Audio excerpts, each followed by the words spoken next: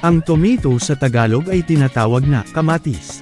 Ito ay isang uri ng prutas na karaniwang ginagamit sa pagluluto at sa paggawa ng mga sariwang pagkain tulad ng mga salad.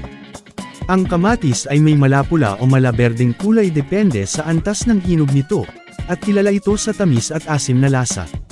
Bagamat kadalasang itinuturing itong gulay sa mga lutuing pang-araw-araw, ang kamatis ay botanical na prutas dahil tumutubo ito mula sa bulaklak ng halaman at naglalaman ng mga buto.